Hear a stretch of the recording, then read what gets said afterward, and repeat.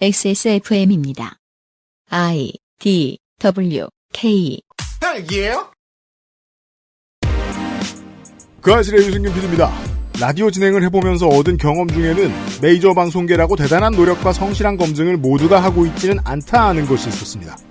직업은 따분하고 귀찮으니까요.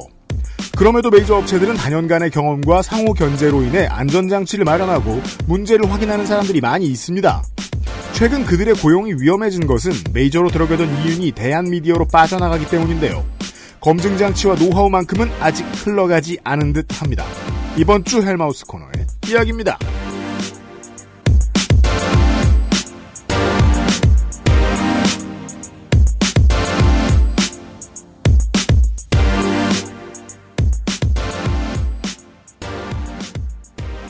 안녕하세요. 안전한 하루 되십시오. 유승균 PD입니다. 윤세민 에디터고요. 네, 안녕하십니까. 윤세민입니다. 네, 어제 하던 이야기를 헬마우스 코너에서 이어나가 보도록 하겠습니다. 정리를 못하겠어요. 헬마우스 코너는. 그러니까 정리를 하면 안 되는 이야기들이 줄줄이 나오잖아요. 중국인들이 헬마우스님입니다. 안산하고 부천에 집을 많이 사요. 네. 그런 다음에 분명히 자기 거지만 왠지 모르게 간접 투자를 해요. 네. 재개발을 하기 위해서. 네. 그런 다음에 강원도에 차이나타운을 지어요. 네. 그래서 우리가 위험해요. 그리고 그 팩터 하나하나가 다 틀린 말이잖아요. 그러니까 안산 부천에 많이 산 것도 아니고 그렇죠. 강원도에 차이나타운을 짓는 것도 아니고 재개발을 하지도 않아. 네. 이게 한국 전체에 올해 이슈가 되고 있는 외국인을 백인 아닌 위주로 혐오하고요. 부동산을 가장 신봉해요. 부동산이 남의 것이 되는 것이 견딜 수가 없어요. 이 기본적인 그 상식의 범위를 가지고 있고요. 아방가르드한 배색을 가지고 있는 작품을 계속해서 감상하고 있습니다. 우리. 네. 잠시 후에 더 들어보시죠. 그것은 알기 싫다는 강력한 체내 흡수율 평산네이처 야왕데이 야왕나이트 피로 개선에 도움을 줄 수도 있는 간 좋은 나의 마지막 시도 퍼펙트25 전화영어 마구 긁고 노는 케미하우스 애견 매트에서 도와주고 있습니다. 건강기능식품 야왕데이. 어? 문제는 최대 흡수율. 설명해서는 안 되는데 최대 흡수율. 야왕나이트. 평산네이처? 건강기능식품 광고입니다. 자, 간 좋은. 이거 왜? 그 소리 그만 듣고 싶거든. 악화된 간 건강, 스트레스로 인한 피로, 밀크시슬과 홍경천 추출물이 함유된 간 좋은이 도움을 드릴 수 있어요. 간 건강, 간 좋은. 헬릭스미스. 우리 아이들에게 꼭 필요한 거? 유해물질 안전기준 통과로 믿을 수 있는 미끄럼 방지로 넘어지지 않게 안전하게. 음식물을 흘려도 잠깐 실례해도 쓱 닦아주면 그만. 강한 내구성과 보건력으로 짓궂은 아이들도 거뜬하게. 갖고 싶어? 사람과 함께 동물과 함께 케미하우스 애견 매트. 고양이를 키우는 집은 비싸고 귀한 카페트를 사지 않습니다. 미쳤어요? 네, 그건 비싸고 귀한 스크래처를 사주는 셈이거든요. 그렇죠. 그리고 그렇죠. 유사시에는 화장실도 돼요. 네, 가끔 스트레스를 받으면 화장실도 되죠. 네. 네, 토도 자주 하고요. 네. 반려견에도 좋은 매트가 필요합니다. 매끄러운 바닥에서 슬개골 탈구를 예방할 수 있는 그런 것들 말이죠. 그렇습니다. 케미하우스 매트를 살펴보십시오. 녀석들이 매트에 실내를 해도 가볍게 닦아낼 수 있습니다. 그렇습니다. 그리고 아무리 긁어도 웬만해선 상처가 나지 않는 강한 내구성도 있습니다. 그렇습니다. 6대 가소제, 7대 휘발성 유기화합물, 8대 중금속이 유해물질 검출 안전 기준을 통과한 것은 큰 자랑도 아닙니다. 잘못된 문장이지만 네. 아무튼 그런 것이 안 나왔다는 뜻입니다. 네, 통과했어요. 걔네들이 통과했다는 게 아니라. 네. 그리고 집안의 인테리어를 해치기는커녕 오히려 돋보이게 하는 모던한 패턴의 디자인이 있습니다. 러그형은 물론이고요. 접어서 보관할 수 있는 폴더형도 있습니다. 반려동물과 반려인이 함께 만족하며 사용할 수 있는 매트가 될 것입니다. 네. 액세스몰에서 케미하우스 반려동물 매트를 선택하세요. 전에도 몇 번 말씀드렸을 겁니다. 이게 깔려 있으면 요가 매트 역할도 대신해 줍니다. 그렇죠. 네. 집에서 링핏을 하는 여러분. 네. 활용해 보십시오. 네.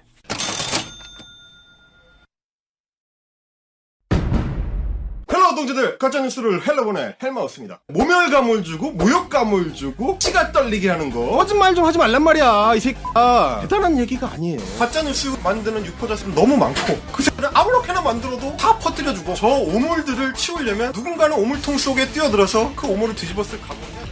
가짜뉴스 확인 과정. 헬마우스 코너. 팟캐스트 에디션.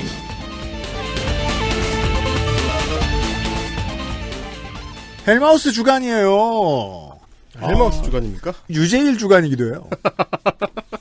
그 알실에서 듣고 왔습니다. 이런 댓글. 그럼요. 아니 그리고 고마울 수밖에 없는 게 저희 방송 최다 출연자인 홍성갑 주간도 아직 만들어진 적이 없거든요. 그건 그래요. 이런 분들은 이제 아까 이제 안전장치 말씀을 해주셨는데 이런 가짜뉴스 유튜버들은 안전장치가 뭔지를 모릅니다 애초에. 그렇죠. 네, 그래서 왜냐면 이제 방송 시작하기 전에 나 뚜껑이 안 열렸네 이러면 큰일인데 이렇게 생각할 거라고요. 그럼요. 뚜껑이 제작 과정에서 애초에 빠져 있는 사람들이기 때문에 그렇군요. 거기에 대한 안전장치로 제가 오늘 이제 자세한 얘기들을 좀 나눠보도록 하겠습니다. 네. 어제 이제 가판에 고리를 걸어가지고 백병전을 시작한다 이제 이런 얘기를 드렸는데. 자, 이제 가짜뉴스 유튜버가 썰을 푸는 아저씨가 가판에 고리가 걸렸다. 그렇죠. 라고 판단을 하고 있습니다. 네. 당겨서 바짝 다가오고 있고요. 그리고 하나가 걸리면 그 다음에는 갑자기 이제 온갖 고리들이 와서 걸립니다.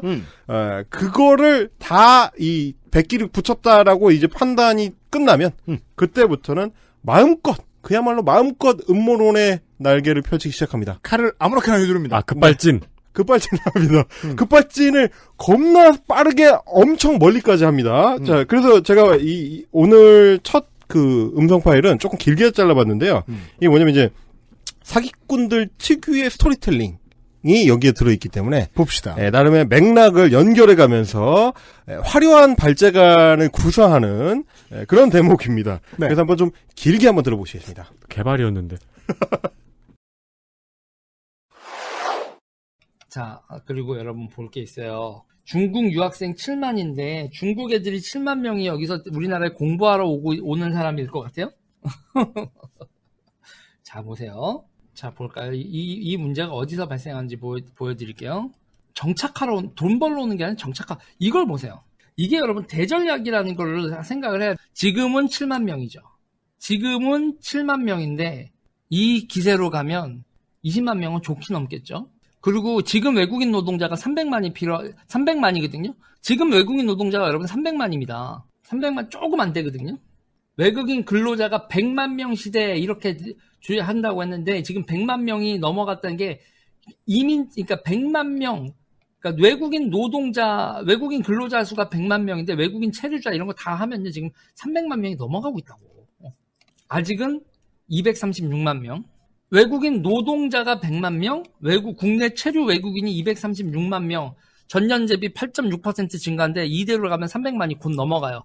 문제는 말이죠. 우리나라 국내 체류 외국인들의 중에서 50% 가까이가 중국 사람들이라는 거죠. 자, 이대로 20년이 가면 중국이 우리나라에 대전략을 세운 게 있어요. 2040년까지 우리나라에서 중국계 인구를 500만 명 이상이 된다는 얘기죠. 2040년에 이대로 가면 중국인 인구가 우리나라에서 500만이 넘어간다고. 근데 지금 제가 듣기로는 무슨 말인지 모르겠죠. 이골인가 저골인가 헷갈려하는 것 같은데요. 아니 그러니까 듣다 보면 300만이라고 확신에 차서 여러 번 얘기를 하다가 자기가 이제 기사를 이분 특징이 뭐냐면 생방송으로 진행하다 보니까 하다가 숫자가 뭔가 정확하지 않은 것 같다 하면 이제 시청자들한테 보여주려고 기사를 검색을 합니다. 근데 300만이라고 확신에 차서 몇 번 강조를 했는데 자기가 검색을 해보니까 300만이 아닌 거야. 그래가지고 그런 거구나. 계속 더듬어요. 그리고 찾아보니까 외국인 노동자 100만 명밖에 안 되네. 그러니까 100만 명 하다가 다른 숫자 또 보니까 체류자는 또 236만 명이에요. 또 2018년 기준의 기록입니다. 이게 왔다 갔다 하는 거예요. 지금 왜 왔다 갔다 하는 거냐면 자기가 어떤 자료 조사를 확실하게 한 뒤에 그래서 정리를 하고 나서 방송을 시작한 게 아니고 그렇죠. 맥락만 있어요. 본 순간 간 거죠. 네, 맥락만 있어. 그래서 중국인 유학생이 한국에 엄청 많이 들어와 있고 그거와 더불어서 중국인들 자체가 한국에 많이 체류하고 있다라는 이미지만 가지고 방송을 시작한 다음에 중간중간에 기사 검색을 해서 보여주면서 썰을 풀려고 하니까 막상 검색을 해보면 자기가 얘기했던 거랑 다르거든. 그러니까 엄청 더듬어요. 막 계속 절어. 막 이렇게 좀 따다다다 하면서 계속 조금씩 이제 수정을 하는. 근데 그것도 되게 웃깁니다. 곧 300만이 넘어간다고 강조를 하는데 2018년 기준으로 해서 국내 체류 외국인이 236만 명이거든요. 네. 근데 236만 명하고 300명 사이에는 64만 명이 있어요. 이게 64만 명이 있단 말입니다. 파주시 전체 인구보다 많은 숫자의 갭이 있는데 곧 넘어간다고 이 통을 치는 거 자체가 이분이 얼마나 이제 구라를 푸시는 종류의 인간인가. 혹은 이분이 얼마나 오래 사시는 분인가. 곳은 한 100년. 유제일 더 그레이. 그렇죠. 그렇죠. 그러니까 이제 제가 말씀드리지만 디테일은 중요하지 않다는 거예요. 이 사람한테는 100만 명이든 236만 명이든 뭐 300만이든 이거는 중요하지 않고 시청자한테 계속 각인을 시키는 거. 중국인들이 한국에 엄청 많이 들어와 있다. 그 뿌리가 됐던 게 중국인 유학생들의 유입이다. 이런 식의 썰을 풀어서 사람들이 자꾸 자기한테 따라오게만 하면 그것만 성공하면 디테일은 틀려도 상관이 없다. 그러니까 이제 중간중간에 계속 숫자를 바꾸고 헷갈리고 체류자인지 외국인 노동자인지 뭐 중국인인지 뭐 이런 거를 용어를 계속 헷갈리고 막 뒤섞어서 쓰고. 네, 이 너무 웃기네요. 네. 그 300만이에요. 300만입니다. 300만 조금 안 되거든요. 그러니까 100만 명. 아니, 그리고 잠깐 쉬워요. 그러니까 하면서 기사를 검색해봤거든. 네. 따다다다 300만 안 된단 말이야. 따다다다. 그러니까 100만 명. 자기도 움찔한 거죠. 아직은 236만 명. 자, 그러니까 이 정확성이 중요한 게 아닙니다. 숫자를 늘어놓는데 그게 데이터 혹은 백업 자료로서의 의미가 있는 게 아니고 사람들을 헷갈리게 하는 거. 맞아요. 혼동하게 하는 거. 그래서 뭔가 근거가 있는 것 같은 착시를 불러일으키기만 하면 그 효과만 있으면 디테일은 중요하지 않다. 우리가 부모님이 보시는 종편의 그 뉴스 토크 프로그램에서 이런 말투의 분들을 볼 수 있어요. 근거가 부족한데 핏대가 팍팍 올라가. 맞아요. 보통 보면 헤어 세팅해 놓은 게 아침에 세팅해 놓은 게 살살 흔들리면서 이렇게 말씀을 하시는 그런 분들이 계세요. 그런 분들 보면은 나는 짜증나는데 부모님은 이제 이미 배가 붙었기 때문에 말씀을 많이 들으시잖아요. 이런 패턴입니다. 숫자를 이야기하고 늘어난다, 정착한다, 부를 빼앗아 가고 우리나라를 지배하려 들 것이다 같은 이미지를 쭉 풀어놓는 건 제가 근저에 봤던 가장 닮은 건 혐한 일본 유튜버들이에요. 맞아요. 딱 똑같은 소리 하고 있어요. 그렇죠. 자이니치들에 대해서 이제 비슷한 얘기를 하죠. 네. 네. 자, 이런 맥락에서 보면은 이런 겁니다. 일단은 사실관계가 아예 제로인 건 아니에요. 한국에 들어와 있는 체류 외국인들의 숫자가 점차 늘어난다. 이 셋 중에 하나는 맞아. 그거는 맞습니다. 그 팩터 하나만 맞으면 숫자는 하나도 안 맞아도 상관이 없는 사람이기 때문에 그런 식으로 이제 논리 전개를 하는데, 자, 왜 늘어나는지 같은 거를 따져보지 않는 거죠. 체류 외국인들이 왜 늘어나느냐? 한국이 그만큼 선진국이 되어 갈수록, 그래서 글로벌화 되어 갈수록 한국에서 일거리가 많고 돈을 벌 수 있는 가능성이 열리고, 그래서 뭐 영어가 통하거나 외국인들이 들어와서 일할 때 여러 가지가 좀 제약 조건들이 이제 약해진다. 그래서 글로벌화된 한국이 세계 속에서 점점 드러나기 시작할수록 자연스럽게 체류 외국인들은 늘어날 수밖에 없습니다. 전 세계 우파들의 가장 구분되는 특징이에요. 부에 따르는 책임을 싫어합니다. 그렇죠. 절대로 피하려고 듭니다. 근데 사실은 이 과정, 우리가 선진국화가 되고 글로벌화가 될수록 체류 외국인이 늘어나 외국인들이 많이 들어오게 된다라는 거는 우리만 겪는 일이 아니고 당연하지만 이전의 주요 국가들이 이미 거쳐갔던 길입니다. 그래서 그거와 관련된 뭐 샘플들 혹은 데이터들과 자료들이 다 누적이 돼 있어요. 그리고 이제부터는 동아시아가 겪을 일. 그렇죠. 이고 외국인이 불어나는 속도로 말할 것 같으면 중국이 최고입니다. 그렇죠. 중국에는 어마어마하게 많은 외국인들이 있습니다. 그리고 원래 일본이 우리보다 먼저 겪었어야 되는데 그 나라의 어떤 특유의 구조 때문에 덜 겪은, 우리랑 지금 비슷하게 겪고 있는 그런 상황이고, 자, 여기서 따져야 되는 디테일은 뭐냐면 저 사람이 이야기하는 것처럼 곧 300만, 236만 명이지만 곧 300만을 넘어가서 100만이지만 네, 이게 체류 외국인 총이지만 네. 전체지만 236만 명 중에서 뭐 절반 정도가 중국계라고 치이고 그 사람들이 한 100만 명 조금 넘는 중국계 체류 외국인들이 500만 명이 되는 순간이 온다.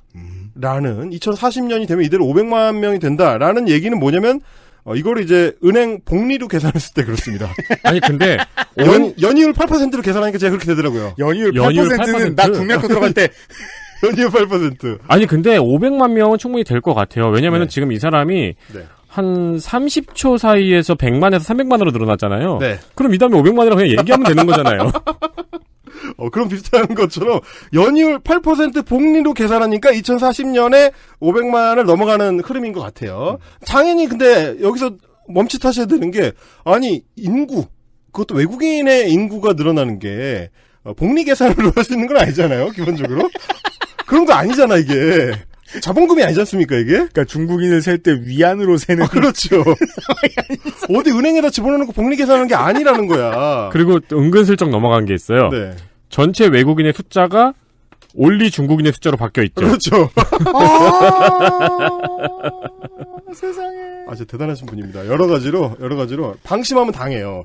자, 보세요. 그러면 이 외국인 입출국을 관리하는 이제 법무부 자료를 보면 대체적인 흐름을 알 수가 있는데 제가 이제 앞서 주요 선진국들이 우리보다 먼저 거쳐갔다라는 얘기는 전범으로 삼을 국가들이 있다는 얘기고 그거를 2016년에 법무부에서 정리한 자료가 있습니다.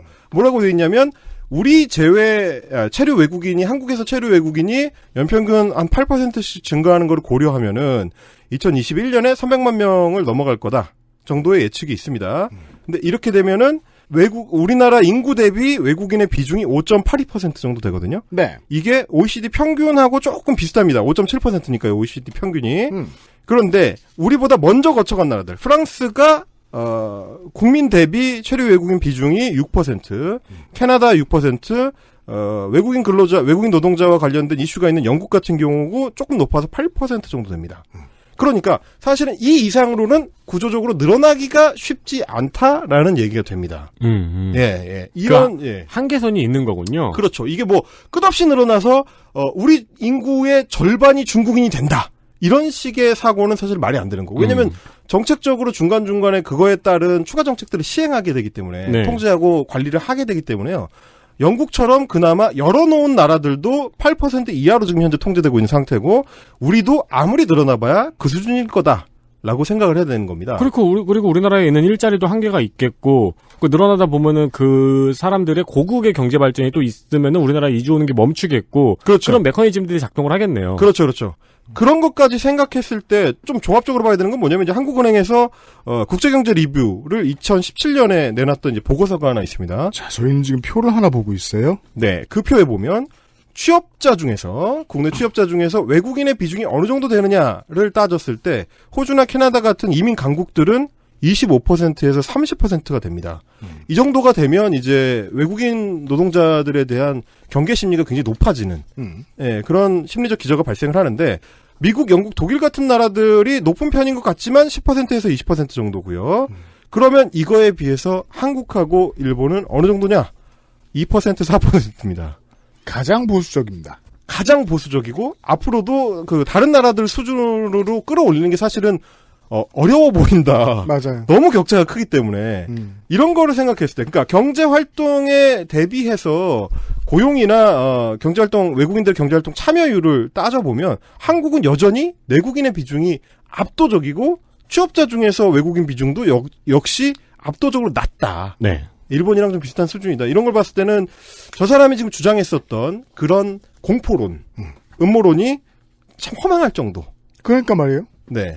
그래서 사실, 실제로 네. 이 이미지를 지금 이 사람이 대표해서 말해줬을 뿐이지 이 이미지를 사람들이 봐주기를 원하는 미디어는 되게 많잖아요. 그렇죠. 예. 네. 그래서 사실은 이 비슷한 얘기들 소위 말하는 이제 조선적 포비아도 비슷한 경우인데, 네. 뭐 식당이나 이런 어떤 저소득 그 노동의 상당 부분을 중국계 조선족들이 차지하고 있다. 이런 이제 음모론들이 사실은 커뮤니티를 비롯해서 유튜브나 이런 매체들을 통해서 많이 전파되고 있는 상황인데. 뭐 음모론 날 것도 없는 게. 네. 뭐, 많지 않지만, 그래도 니들이 보기에 꽤 많다고 쳐보자고요. 네. 임금을 최저임금 이하로 주려고 한 새끼는 무조건 한국인입니다. 그렇죠. 네. 네. 사실 그래서 경계하는 것과 현실의 차이가 어느 정도냐를 이제 끊임없이 확인하는 게 중요한 건데, 한국은행 자료에서 이야기하는 건 이런 겁니다. 이제 경제활동 인구 증가율, 경제활동을 할 수 있는 인구가 증가하는 비율에 대해서, 네. 내국인의 기여도와 외국인의 기여도를 이제 비교하는 작업을 꾸준히 하는데, 소위 말하는 선진국일수록 점차 외국인의 기여도가 높아집니다. 저희가 지금 표를 보고 있는데, 네. 캐나다나 독일은 엄청 높아요. 네. 굉장히 높아서 전체 기여도 퍼센테이지로 따지면 이제 경제활동 인구가 몇 퍼센트가 늘어나느냐를 따졌을 때 미국이나 독일 같은 나라, 영국 같은 나라들은 전체 증가율, 경제활동 인구 증가율의 절반 이상을 외국인이 차지하고 있습니다. 그러니까 경제활동이 계속해서 원활하게 잘 이루어지려면 외국인들의 비중이 점차 높아져야 한다. 기존 선진국들은 자연스럽게 그런 흐름을 따라가더라. 그러니까 독일이나 캐나다가 21세기 들어서 계속해서 순항하고 있는 이유가 하나 보입니다. 젊은 노동인구가 외부에서 계속 유입되기 때문이죠. 네. 그렇죠. 네, 그런 기저효과를 노리려면 우리도 결국은 궁극적으로 그 방향으로 가야 된다는 게 한국은행의 논지입니다. 근데 동아시아는 민족국가를 너무 좋아해가지고 네. 이게 나중에 불리하게 작용할 거예요. 그렇죠. 네. 그러다 보니까 뭐라고 지적을 하냐면 한국은행 같은 경우는 외국인 근로자 유입은 노동시장의 고령화를 완화시키고 국내 인력 조달이 어려운 저임금 업종이나 특수 전문 직종에 노동력을 공급함으로써 미스매치를 해소한다. 이런 건데 지금 우리가 이게 안 이루어지고 있기 때문에 점차 좀 높일 필요가 있다라는 이야기입니다. 네. 네, 이런 거를 고려했을 때 노동이민을 비롯해서 외부의 노동 인력들, 젊은 노동 인력들이 국내로 많이 들어오고 적극적으로 일할 수 있는 환경을 만들어주는 게 장기적으로는 중요한데 오히려 이런 유튜버들처럼 그걸 막으려고 하거나 사실관계를 호도해서 증오를 부추기는 이런 양상으로 가봐야 자기들이 주장하는 것처럼 경제 성장률에는 도움이 안 된다. 마이너스가 될 가능성이 높다. 네, 오히려 국익을 그자들이 얘기하는 국익을 해칠 가능성이 높다. 이런 지적을 할 수 있을 것 같습니다.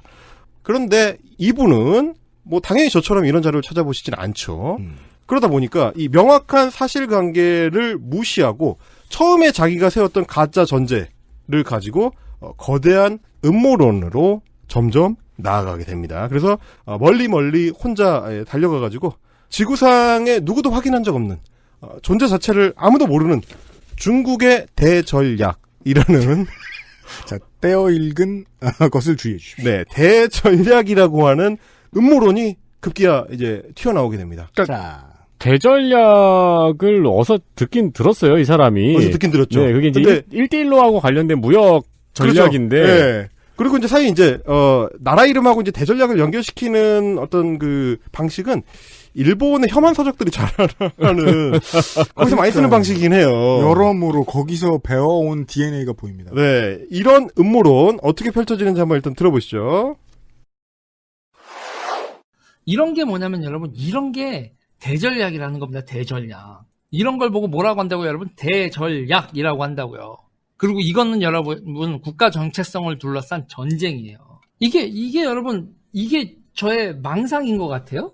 아니, 이게 무슨 망상이야. 너무 숫자로 딱 떨어지는 얘기잖아. 숫자로 딱 틀렸죠. 그 숫자가 망상이잖아요. 그러니까요. 숫자 다 틀렸잖아. 이분 드라군 좋아하시네. 세 글자만 보면 이렇게 그렇죠. 천천히 그러네요. 드라군을 네. 하지만 대전략이 온다면 어떨까? 네, 저 수업 준비 열심히 안 하는 학원 선생님 같은 느낌이에요. 정확해요. 자꾸 반문하고 끊어 읽으면서 뭔가 거기에 의미가 있는 것처럼 이게 말씀을 하시려고 하는데, 자, 국가 정체성, 뭐 대전략 이런 이 거창한 말들이 사실은 이 공허한 인종주의 위에 이제 서 있기 때문에, 본인만 모르는 그 인종주의 위에 서 있기 때문에 자기는 지금 굉장히 똑똑한 말을 하는 것 같은 착각에 취해 있는데 보는 사람 입장에서는 저 사람이 끊어 읽을 때마다 이 폭소를 참을 수가 없는 뭐야 도대체 이런 상황이 되는 거죠. 그래서 저 대전략이라는 거창한 어휘를 동원하는 것까지 너무나 이제 전형적인 이제 가짜뉴스 메이커인데, 자, 여기까지 이어진 이 말잔치들에서 틀린 정보들을 저희가 지금 쭉 걷어내 왔습니다. 네. 그랬더니 그동안 백병전을 위해서 동원했던 그 연결고리들이 다 엉터리였고, 네. 전부 틀린 얘기거나 아니면 아무 상관이 없는 기사들을 단어 위주로 그냥 갖다 붙인 거거나 이런 것들이었죠. 네.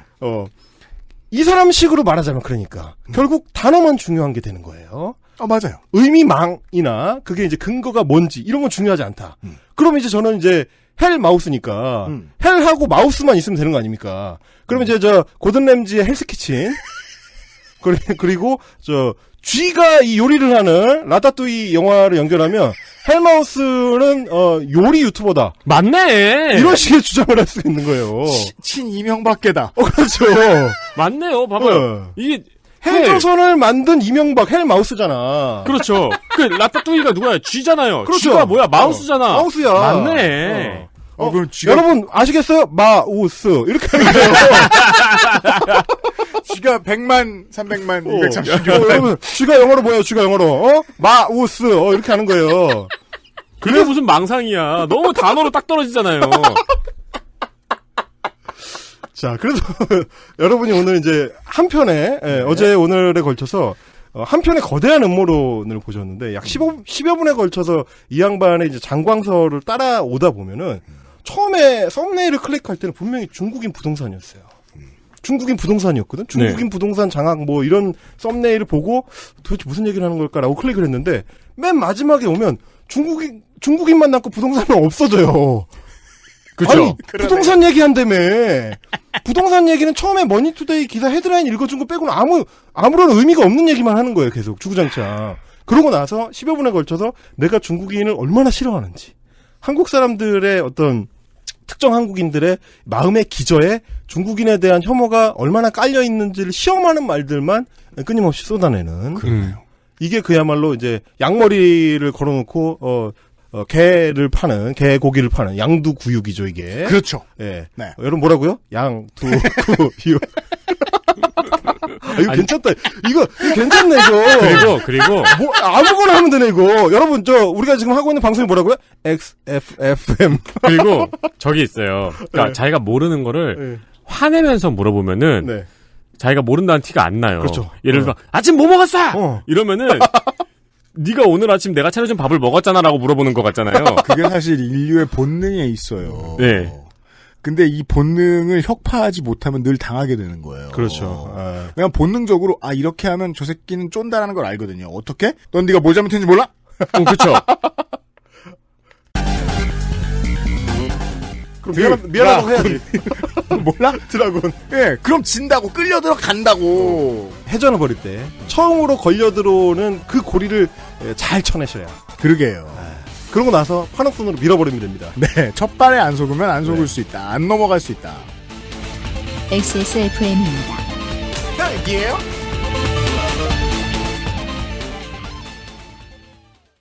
카카오톡으로 지난 수업 내용을 확인하고 반복해서 연습할 수 있습니다. 늘어난 실력을 매일 알려주는 전화 영어. Perfect 25.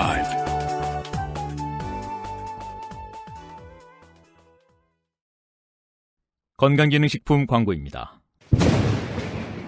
야왕 테이. 에? 뭐요?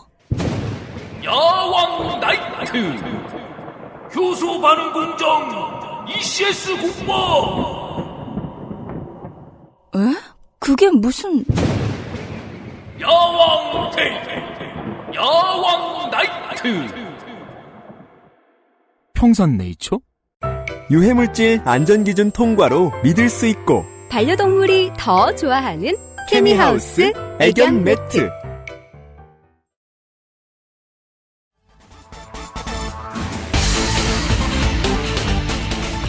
딸기예요?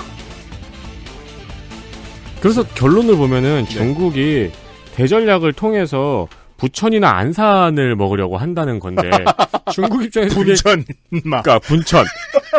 중국 입장에서 가상의 공간이죠. 그게 과연 대전략일까요? 그 큰 나라에서?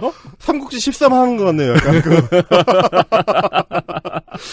자, 요런 하나의 어떤 샘플을 보여드렸고요. 그래서 제가 이제 오늘 하나 더 가져온 게 뭐냐면, 자, 이런 가짜뉴스 유튜버들이 생활 곳곳으로 이제 침투를 하면서 여러분들의 카톡창에, 옵니다. 느닷없이 날아들 때가 있습니다. 네. 아무도 생각하지 않은 타이밍에 느닷없이 날아들 때가 있어요. 이번 이제 광복절을 앞두고 일제 식민지배에 관련된 새로운 자료나 이런 기사들을 누군가 공유할 거라고 생각을 했는데 정광훈의 유튜버를 누군가 단체 채팅창에 올릴 걸 누구도 생각하지 못했듯이 그렇죠. 여러분도 언젠가 느닷없이 유재일 동영상과 마주치는 날이 있을 수가 있기 때문에 아 그럼요. 네. 겪어보신 분들 제보 부탁드려요. 그럴 때 어떻게 대처해야 되는지를 오늘 짧은 샘플을 하나 더 가지고 풀어보도록 하겠습니다. 봅시다. 네, 오늘 그래서 모르는 걸 아는 척하기 시즌 2는 블랙메일과 아옌데입니다.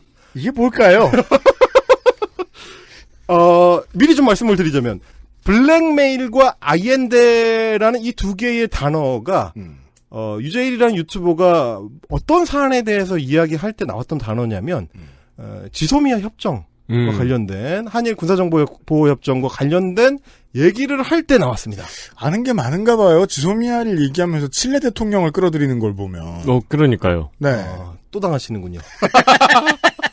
그러니까 아무 상관이 없다는 걸 생각을 해야지. 이 캐릭터 할래 그냥. 이게 내 뇌출혈이라는 걸 알게 됐어요. 자, 요겁니다. 지금 방금 당하셨죠? 이렇게 어떤 상징적 사례. 자, 지소미아 연장과 관련된 논란인데 왜 블랙메일이나 아이엔데 같은 단어가 나오느냐. 결국은 그럴듯한 단어를 내가 알고 있다. 그 사실을 과시하는 게 목적이다. 그걸 통해서 내가 전문가인 척 하고 싶다는 욕망만이 있는 겁니다. 일단 한번 첫 대목을 들어보시고 도대체 블랙메일은 왜 나오는가 한번 들어보시고 말씀 나눠보시죠. 보시죠. 한마디를 하면요, 여러분, 이런 겁니다. 뭐냐면 말이죠.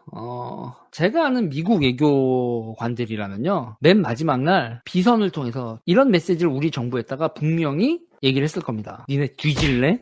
미국 외교는요, 여러분, 맨 마지막 순간에요. 너 죽을래? 블랙메일 날려요. 자, 지금 그 에디터가 지적해준 그 표현의 기법을 보시면 이런 게 있습니다.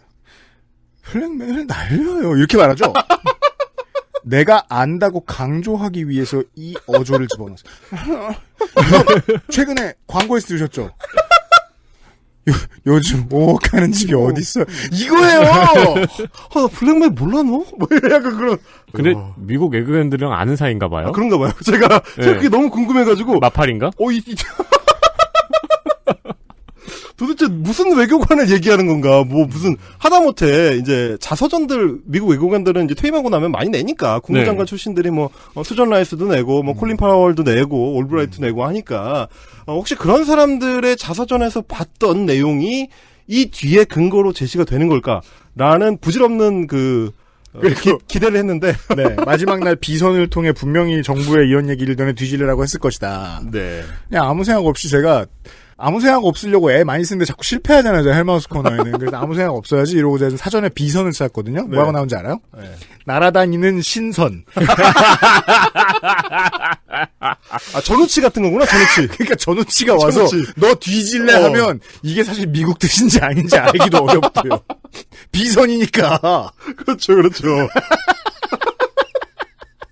간달프 더 화이트. 그래서 제가 궁금해가지고, 뭐, 이제, 의미 그대로 해석을 해서, 니네 뒤질래? 혹은 너 죽을래라는 블랙메일을 청와대에 날릴 수 있는지, 저도 한번 해볼까 싶어가지고 찾아봤는데, 청와대 메일 주소를 찾을 수가 없어서, 지금 현재 우리가 할 수 있는 유일한 방책은 청와대 청원을 넣는 것밖에 없다. 그렇죠. 네, 그런 상황 정도인데, 자, 이 사람이 하고 있는 그 어법을 보시면, 내가 아는데, 그렇죠. 미국 외교관들은, 블랙메일을 날린다. 이 블랙메일이라는 용어는 사실은 이 사람이 굉장히 뭐 특별한 외교 용어처럼 지금 사용을 했어요. 그래서 따로 이 뒤로 해가지고 진심을 전달하는 어떤 방식인 것처럼 외교가에서 이제 주로 쓰는 어떤 용어인 것처럼 얘기를 했지만 제가 궁금해가지고 이제 찾아봤습니다. 블랙메일을 보통 언제 미국인들이 쓰는가를 봤더니 온갖 때 씁니다. 온갖 때. 그래서 그냥 우리말로 쉽게 하면 이제 협박 정도의 의미인 건데, 네, 공갈 협박 이런 건데. 이를테면 제일 자주 쓰는 게 오히려 이제 외교가보다는 M&A, 기업 간의 M&A를 할 때, 인수합병을 할 때, 이렇게 하시면은 우리랑 협상 못해요. 라는 거를 의사 전달할 때 블랙메일이라는 말을 쓰더라고요. 그런 어떤 협박, 혹은 아주 일반적인 의미로는 이제 스토킹 할 때. 네. 뭐 문자 메시지를 보내가지고 협박한다든지, 이런 경우에 이제 블랙메일이라는 용어를 쓴다. 그러니까 말은 뭐냐면, 저 사람만 알고 있는 특별한 외교 용어가 아니라는 얘기입니다. 대단치 않은 용어예요, 저게. 네. 그런데 그거를 블랙메일이라는 단어를 쓰면서 미국 외교관들은 비선으로 이런 협박도 하는 사람들이다. 라는 메시지. 그거는 여러분은 모르고 나는 안다. 그렇죠. 라는 메시지를 전달하고 싶은 거예요. 그러면 그 메시지를 전달하는 근거는 뭐냐? 미국 외교관들의 이 회고록에 나와 있는 내용, 이런 게 아니고요. 블랙메일이라는 단어 자체. 그 단어를 내가 알고 있다. 이 단어는 이럴 때 쓰는 거다. 아, 정확한 대사가 생각났어요. 5억이면 싼 거예요. 블랙메일 달려요. 근데 아무리 찾아봐도 이 사람이 외교와 관련된 일을 한 적은 없는데요, 인생에서. 외교관은 어디서 만났을까? 심지어 정치랑 관련된 일도 한 적이 없어요. 그러니까 외교관을 어디서 궁금하네요. 그러니까 제가 아까 어제 이제 맨 처음에 말씀드렸지만 지식, 교양 뭐 이런 거 없다고 했잖아요. 네. 커리어도 보통 없어요. 이런 우파 유튜버들이.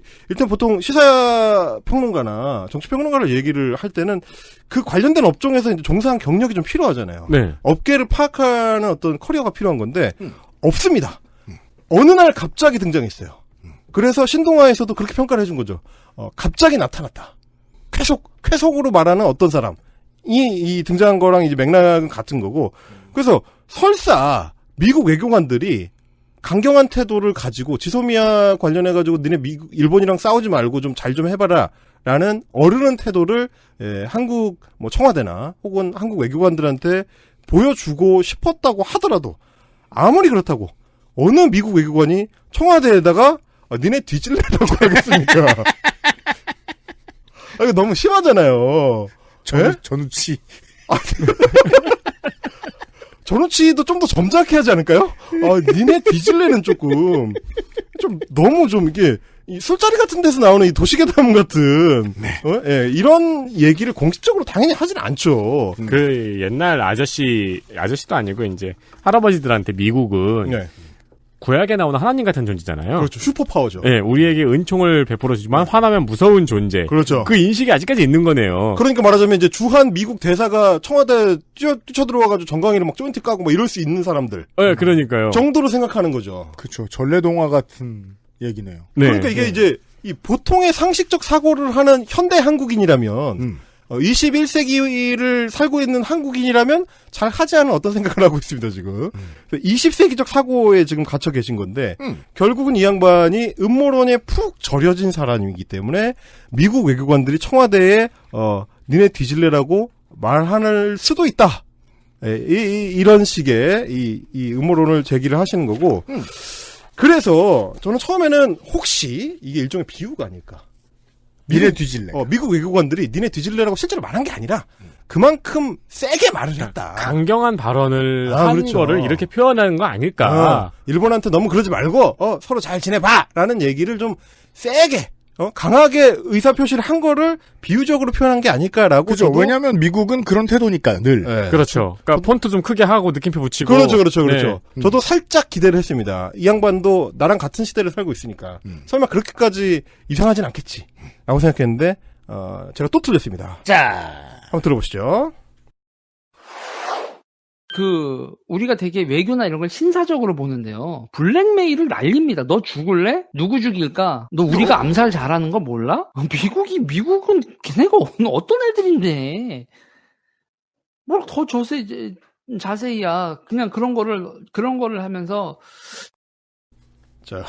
이것 봐요. 모르는 걸 이렇게 말하면 돼요. 미국이 어떤 애인지 모르잖아요. 미국 외교관도 모르고. 모르죠. 미국이 어떤 애들인데. 혹시 알아? 몰라서 그러는데.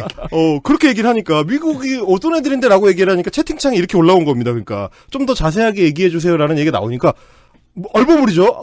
뭘 더 자세히 얘기를 해. 채팅창에 그런 질문이 나온 거예요. 나온 거예요. 그러니까 뭘 자세히야. 그런 게 있어. 이러면서 이제 넘어가는 그 장면입니다. 그러니까 아니 도대체 얘기를 설명을 해줘야 되잖아요. 왜 말을 절기 시작했나 했더니 질문이 나왔군요. 저희가 주장을 했으니까 보통 이제 이렇게 더듬더듬하게 하는 질문들은 슈퍼챗과 함께하기 때문에 완전 무시할 수가 없습니다. 이 사람이 평소 행태였더라면 무시를 했을 텐데, 슈퍼챗을 쏘면서 하는 질문은 차마 무시할 수가 없어서, 이렇게 뭉개는 거죠. 네, 투명하신 분이라가지고. 자, 근데 어쨌든 우리 입장에서는 이렇잖아요. 지금 미국 외교관들이 블랙메일을 날리는 사람들이고, 한국을 향해서 눈에 진짜 뒤질래? 심지어 뭐라고 하느냐? 너 우리가 암살 잘하는 거 몰라? 이건 뭡니까? 구체적으로 죽이겠다는 협박이잖아요. 그러니까요. 어? 구체적으로 죽이겠다는 협박을 할 정도면 좀 자세히 얘기를 해줬으면 좋겠는데 어떤 일이 있었는지 아시는 게 있으면 좀 알려주시는 게 이제 시사평론가의 의무일 것 같은데 그런 얘기는 안 해주고 그런 게 있어 라고 하는 거. 그리고 암살 잘하는 걸 아셨어요 원래? 아니요. 암살을 했던 사례가 있나요? 그리고 또 암살의 사례가 있는지 알 수 없지만 이따 해도 알기 어렵지만 암살을 한 걸 보고 사실 평가하긴 쉽지 않아. 그렇죠. 아니 그리고 잘했는데 암살 잘하는 굿샷. 게 암살 잘하는 게 유명한 암살자면 이미 암살자로서 실격이잖아요. 그건 암살이 아니죠. 이게 유명한 스파이란 말이잖아요. 그냥 붙여. 무슨 학살자지 그냥. 노벨 암살상을 받은. 그러니까 아주 이름이 알려진 스파이라는 뜻이잖아요. 이게 사실 그러니까 우리 같은 사람들의 어떤 상식적인 반응이에요. 그래서 이 영상이 지난해 연말에 올라오고 제가 이제 반박 영상을 만들었을 때만 해도 저는 이제 상식선에서 충분히 조질 수가 있었죠. 이를테면 팍스 아메리카나가 뭐냐. 결국은 미국이 국제 질서의 표준을 세우는 나라이기 때문에 다른 나라들이 다 미국을 존중하고 어쨌든 따라가는 어떤 기본적인 기조가 있다. 근데 미국 보고 대놓고 암살을 하는 이상한 나라라고 하면 어떡하냐? 라고 제가 이제 막 조져놨는데 해가 바뀌고 1월이 됐을 때 미국의 위대한 트럼프 대통령이 이란의 솔레이마니를 실제로 암살하는 사태가 벌어지는 바람에 이게 문제예요. 제가 굉장히 뻘쭘해졌던. 그러네요. 그러니까 제가 언젠가부터 좀 얘기하지 않게 된 건데 그 청취자 여러분 이제 어떤 방송이 이런 걸 맞췄다더라. 이런 얘기 하지 않으시는 게 좋습니다. 제가 그때 보통은 맞지 않습니다. 굉장히 곤란했습니다. 트럼프 이 새끼 진짜. 이 새끼 암살은 잘해가지고. 진짜. 지가 하는 것도 아니면서 이 새끼 이거. 아무튼 그럼 외교관이라도 진짜 알 수도 있겠네. 진짜 그러니까요. 제가 여러 가지 곤란해졌던 경험이 있는데 하여튼 너무 뭐랄까요? 이 어떤 그 저렴한 멘트들의 양상이 제가 이제 대본에는 이렇게 써놨습니다. 대부에 마이클 꼴레오느냐. 조용히 해치운다는 건데 이게. 그러니까 아니면 잘린 말머리. 아니면 이제 만화 20세기 소년에 나오는 이제 친구죠 이제. 그렇죠. 너 절교. 이러면 이제 끝나는 거잖아. 그렇죠. 그거랑 동급인 단어죠 이게. 너 우리가 암살 잘하는 거 몰라? 그 친구들은 잘하죠. 실제로 잘하죠. 아무튼 그렇습니다. 이게 말하자면 이게 어떤 연장선에 있는 건데요. 아까 이제 신동아에서 그 NL 까는 남자라고 소개를 했던 유재일이라는 사람이 사실은 그 어떤 데칼코마니처럼 예전에 이제 80년대에 소위 미국 제국주의라면 이제 치를 떨던. 그러니까 저도 그 얘기 하고 싶었어요. 그 DNA도 어딘가에 남아서 흘러다녀요. 그렇습니다. 그러니까 미국이 하는 모든 것을 알파부터 오메가까지 다 반대해서 어떤 것을 싫어한다고 치죠. 어떤 것에 알파부터 오메가를 다 반대로 해. 그럼 나는 어디가 있죠? 이게 특징이죠. 그렇죠. 내가 유실돼요. 이게 남아서 모든 걸 반대하는 사람으로 바뀌어요. 그러니까 모든 걸 반대하는 사람을 발전해요. 전향해도 마찬가지로 내가 전향하기 전에 좋아했던 모든 걸 다 반대하게 되는 거예요. 그렇죠. 네. 그래서 사실은 이게 NL적 사실 음모론에 더 가까운 건데 물론 유재일 씨는 본인이 이제 PD 운동권이었다, PD 출신이었다라고 주장을 하시지만 제가 봤을 때는 운동권은 아니었던 것 같다. 약간 그 외에 저 선배들이 몇 번 술 사줘보고 그렇죠. 쟤는 안 되겠다. 부르지 말자. 근데 이제 한 2번 술 마셔도 나는 출신이다라고 말할 수도 있습니다. 그래서 이제 본인이 이야기하는 것처럼 이제 스타크래프트를 좀 열심히 하신 분이 아닌가 뭐 그런 정도로 생각을 하게 되는데 사실 이제 이런 태도가 전형적인 유튜브 가짜뉴스를 만드는 사람들의 행태입니다. 있어 보이는 척하고 자기가 다 아는 척하고 굉장히 단정적으로 말을 하는데 실제로는 근거를 대질 않아요. 그리고 정치평론가시잖아요. 네. 미국은 암살 말고 다양한 방법이 있습니다. 그렇죠. 네. 훨씬 더 효과적인 방법들이 많죠. 더 멀리서 더 작은 버튼을 누르는 다양한 방법이 있습니다, 미국은. 그러니까 굉장히 내용이 어떻게 보면 좀 텅 비어 있어요. 이게 뭐 일종의 이제 정치 혐오인 건데 자기가 정치 평론가라고 하면서 실제로는 평론을 하지 않고 주장만 하는. 네. 그래서 외교 활동이라는 게 무슨 단순한 어떤 힘의 과시 그것뿐이고 명분이나 원칙이나 무슨 교환 조건이나 이런 건 없다. 이게 아주 옛날식 외교론이고 아주 옛날식 약육강식론. 1800년대에 통하던 얘기죠, 이게. 그런 얘기를 가지고 와서 거기에 맞춰가지고 미국이 그냥 그냥 깡패다 미국이. 미국이 한국보다 힘이 세니까 청와대를 향해서 이런 식의 막말 협박을 할 수 있는 그런 존재들이다. 라는 가상의 미국론, 가상의 외교론을 펼치고 있는 그런 상황인 겁니다, 지금. 알겠습니다. 우리가 암살 잘하는 거 몰라는 번역하면 무슨 말일까요? 그러니까 이게 그 웰이야, 나이스야. 유재식으로 번역하면 you know what I mean이죠. You don't know we are good at assassination? 그렇죠. 네, 그렇네. 딱 맞네. 직역이군요. 아니 그냥 구글 번역기에 쳐봤어요. 자, 이렇게 연결고리가 없이 그냥 던지는 거를 하다 보니까 이 사람의 어떤 근거 없음 혹은 지식 없음을 단적으로 보여주는 어떤 장면과 만나게 됩니다. 제가 잘라왔는데요. 문제의 아옌데가 나옵니다. 오늘의 마지막 장면이에요. 그럼 얘네들이 어떻게 얘기를 하냐면 옛날에 아르헨티나에서 야웬데라고 알아요? 여러분? 그러면서 여러분이 아니라 야웬데 니네 잘 알지? 그렇다고. 그러고 끝나. 그럼 등거리 얼마나 오싹한 얘기야. 왜냐하면 이거는 이제 그 요파시에서 우리가 저 안승준 군하고 즐겨 쓰는 방법인데요. 아르헨티나에 가서 물어봤더니 이름이 야웬데인 사람은 없어. 이런 남양 특집.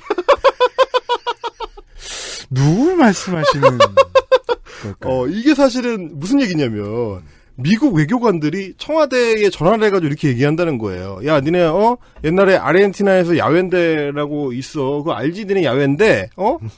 그렇다고. 야웬데 그렇다고. 이렇게 얘기하면 청와대 입장에서는 실제로 그런 말을 들었다고 치면 뭔 말이지? 라는 생각을 할 수밖에 없어요.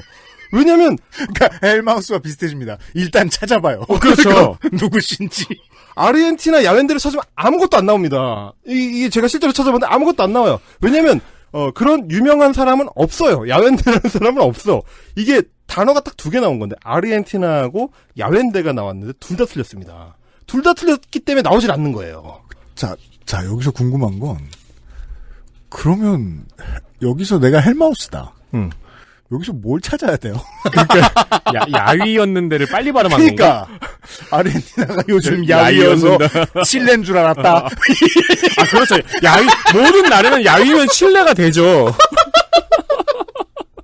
야윈 아르헨티나의 대통령. 야웬데. 야윈데가 돼야 되는 거 아니야? 야위 얻는데를 줄인 거죠. 이게 너무 슬픈 사실인데, 그러니까 저는 이런 이 영상들을 마주할 때마다 최대한의 노력을 기울여서 이 사람들을 선회를 해줘야 되거든요. 이런 의미로 이런 발언을 했겠구나라고 추측해가지고 제가 논리를 부여를 해줘야 되는데, 아예 없는 단어는 논리를 부여를 해줄 수가 없어, 처음에. 그래서, 이건 아마도 아옌데를 틀리게 헷갈리셔가지고. 어떻게 따라하는지 알겠어요. 암살당한 사람을. 그렇죠. 남미로 범위를 늘렸어. 그렇죠. 비슷한 발음, 그러면, 아르헨티나니까 남미 쪽에 대가 들어가는 뭔가 그런 사람이면 이제, 이렇게 추정을 하는 거죠. 아마 이제, 피노체트 쿠데타. 그건 그렇죠. 이제 물론 이제 미국이 사주를 한 겁니다만. 네네. 피노체트 쿠데타로 살해당한 칠레의 대통령, 살바도르 아옌데. 맞았어. 를 얘기하신 것 같다. 그렇죠. 아르헨티나가 야위어 보인 거야, 칠레처럼. 그러니까요. 칠레 하면 생각나는 암살당한 사람은 아옌데였어요. 근데 아옌데는 사실 암살은 아니잖아요. 살해당했죠. 살해당했죠. 쿠데타 군한테. 그리고 미군한테 살해당한 것도 아니죠. 이제 쿠데타 군한테 당한 거니까. 네. 아르헨티나의 야웬데라고 하면서 정치 평론을 하는데도 사람들이 열광을 하면서 수백 수천 명이 그 동영상을 즐겨 보고 있다. 이 사실이 정말 안타깝지만 이분은 기초적인 정치 관련된 학습이 너무 부족한 사람이라는 걸 이 장면에서 딱 알 수 있거든요. 왜냐면 외래어를 이렇게 2번씩이나 완전히 틀리게 발음한다는 거는 이 단어를 제대로 몇 번 접해보지 않았다는 거거든요. 사실은 책을 남미의 혁명사와 관련된 책들을 좀 읽어본 사람이라면 반드시 칠레의 살바도르 아옌데를 만나게 되고 그 단어를 자주 접하게 되고 하다못해 영화라도 좀 챙겨본 사람이라면 살바도르 아옌데가 남미의 운동권들에게 어떤 의미가 있는 존재인지를 알 수가 있는 건데 그러면 자꾸 발음을 하게 되니까 아이엔데를 야웬데라고 발음을 할 리가 없는데 몇 번 접해보지 않았기 때문에 보고 읽어도 못 읽는 거죠, 보통. 이렇게 되면. 이것은 몽테스키 등의 법칙이죠. 그쵸. 우리가 지난 시간에 배운. 그래서 몽테스키 왜 10인이 되는 거죠. 자, 이런 문제들을 같이 생각을 해봐야 되는 겁니다. 제가 이제 지난 시간부터 쭉 이어왔던 단어들의 문제, 리츠, 사모펀드, 뭐 대전략, 블랙메일, 야웬데까지. 이런 실수 좀 몇 개 더 해줬으면 좋겠네요. 재밌네요. 이거 뭐 예를 들면 뭐 옛날에 슈레딩거라는 고양이가 있었어 이런 거 있잖아요. 아, 그렇게 하면 안 되죠. 옛날에 슈레더라는 고양이가 있었어. 슈레더라는 개가 있어야 돼요. 그래서 다 틀려야 돼요. 그래서 이제 평행 우주에서는 닌자 거북이들이 고양이하고 싸우고 있는 거죠. 그렇죠. 근데 고양이는 그 상자에 없잖아요. 아무튼 슈레더잖아. 하수도가 아니고 상수도고 뭐 이런 식으로. 왜 없는데 그 거북이들이랑 싸우느라고 그런 거 아니야? 그렇죠. 피자가 아니라 치킨을 먹고. 그렇게 돼야 되는 거죠. 그래서 이런 어떤 이 용어를 동원하는 거, 그리고 이제 체류 외국인이 뭐 100만인지 200만인지 300만인지 뭐 건축물 매매 건수가 뭐 몇 건이니 하는 숫자들. 이게 결국은 다 듣는 사람 보는 사람의 정신을 산란하게 만들고자 하는 레드선을 향한 흔들리는 시계추 같은 겁니다, 이게. 결국 그렇게 해서 사람들의 눈을 혼동을 시키고 야바이판을 펼치기 시작하기 위한. 그러니까 우리는 제가 지난 시간에 말씀드렸듯이 처음 던져지는 그 고리부터 의심을 해라. 그래서 그걸 걷어내면 이 야바위 판이 이 훤히 눈에 보이기 읽힌다. 네, 맞아요. 그래서 이 양반이 이 손이 안 보인다고 하면서 이렇게 손을 이렇게 확확 하는데 다 보이는 슬로우 모션으로 보게 되는 그런 경험을 하실 수가 있습니다. 제 동거인이었던 친구 중에 유일하게 점 보는 걸 좋아하면 하던 사람이 있었어요. 네.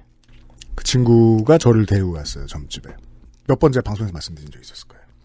강남구 역삼동의 뭐 아파트였어요. 으리으리해요. 야, 들어가는 순간부터 생각했어요. 와, 점만 보는 게 직업일 텐데 이런 집이 있구나. 집으로 갔어요. 아직 영업 개시가 안 됐나 봐요. 네. 한복을 안 입으셨어요. 뭔가 필라테스나 이런 데 갔다 오셨나 봐요. 그 워너비 뮤직비디오의 스파이스 걸스 같은 옷을 입고 계세요. 조금 큰 추리닝 바지에 그 탑. 네, 탑은 그냥 반팔티. 온 몸을 다 하셨어요. 비싼 데서 하셨어요. 아, 네. 네. 많이도 하셨구나. 그 시간도 없으시도록 바쁠 수도 있지만 아무튼 속눈썹도 문신을 하셨어요. 섬세하신 분이군요. 네. 속눈썹도 문신을 해요? 그냥 눈썹이 아니고? 네. 아이라인? 네, 아이라인 문신을 하셨어요. 그리고 또 제 눈에 들어온 건 오른쪽 새끼손가락에 그 피어싱이었어요. 손톱에. 아, 손톱 피어싱이요? 네. 아프겠다. 아니요. 안 아픈데 그냥 손톱 끝. 네. 참 그 돈을 알차게 잘 쓰고 지내는 사람이구나. 네. 또 너무 많이 피셨기 때문에 목소리만 들으면 나보다 훨씬 어른인데 반말하는 게 어색하게 느껴질 정도예요. 참 돈을 잘 썼군. 이런 생각을 쳐다봤어요. 무슨 고리를 던지려나가 궁금해지는 거예요. 이렇게 보니까 21세기형 점집이니까. 네. 공부를 계속 하지 그랬냐는 말을 하는 거. 진짜 정말 마음속으로 탁 쳐냈어요. 내가 공부 계속했으면 여기 왔겠냐? 이 차림이겠냐? 그리고 이따위 건달같이 생긴 새끼랑 왔겠냐? 야, 그 경험을 말씀드리는 거예요. 첫 번째 쳐내니까 판이 보여요. 네. 아, 부정할 수 없고 틀릴 수 없는 것들 얘기하는구나. 네. 확률상 이러면 맞는구나. 내 눈빛을 보는구나. 그러다가 내가 빠져들고 있지 않다는 걸 느끼자 할머니가 가시기 전에 궁금한 걸 물어보라는 거예요. 아, 떨어졌구나. 갑자기 Q&A 시간으로 해서 전화를 하시는군요. 앵꼬구나. 근데 뒤집어서 오늘 헬마우스의 설명을 드리니까 알겠어요. 첫 번째 고리 던질 때 걸리죠? 아, 공부할 걸! 이러면 끌려갑니다. 그렇죠. 역시 그때 내가 아쉬웠어, 마음이. 어떻게 하셨어요? 이러면 이제 들어가는 거죠. 어쩐지 공부 계속 하고 싶더라고. 아, 재밌는 경험이었어요. 덕분에 그 다음에 다시는 그런 걸 안 하게 됐어요. 그러니까 사실은 제가 이제 첫 꼬리를 쳐내는 것, 그리고 현란한 발재간, 재개발이지만 발재간을 잘 이제 파악하는 거. 그러고 나서 이 영상들을 보게 되면 민낯이 보이는데, 그 민낯이라는 게 결국은 우리가 지금까지 쭉 살펴보았었던 가짜뉴스 유튜버들의 공통적인 민낯입니다. 우생학, 인종주의, 이런 어떤 파시즘적인 면모들. 진짜 열정이 살아있는 곳. 그렇죠. 오직 어떤 혐오만을 가지고 장사 미천 삼으려고 하는 그 어떤 투명한 욕망만 파악할 수 있다. 그런 측면에서 봤을 때 소위 평론가를 자칭하는 사람들을 보실 때 그들이 여러분들을 현혹시키기 위해서 첫 꼬리를 걸려고 하는 거, 거기서부터 의심을 하고 시작하면 성공적으로 회피 기동이 가능하다. 그러면 우리는 서로 이제 콘스탄티노플과 리스본을 향해서 각자의 길을 갈 수 있다. 그러니까 이게 되게 귀찮은 일이에요, 사실. 이게 유튜브를 딱 알고리즘으로 봤어. 막 네. 괜히 변모 씨가 마사세이코 부르는 거 넘기고 막 이렇게 네. 해가지고 여기로 왔어요. 그렇죠. 봤어. 첫 단어를 얘기를 할 거 아니에요. 네. 첫 단어 A는 B입니다 할 거 아니에요. 네. 거기부터 검색을 해야 되잖아요. 그렇죠. 그럴 거면 누가 유튜브를 봐요. 아, 근데 이제 장기적으로 보면 그것만 검색하면 나머지는 괜찮습니다. 아, 그렇죠. 네.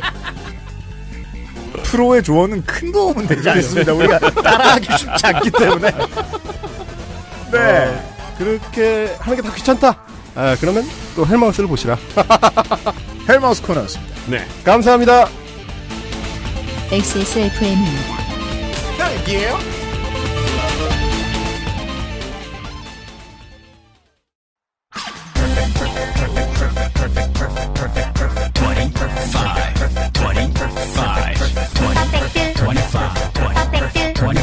전화로 공부하는 원어민 1대1 수업. Why don't you call Perfect 25? 건강기능식품 광고입니다. 간 좋은을 먹어야지. 간 건강, 간 좋은 헬릭 스미스. 아스트랄 뉴스 기록실 뉴스 아카이브.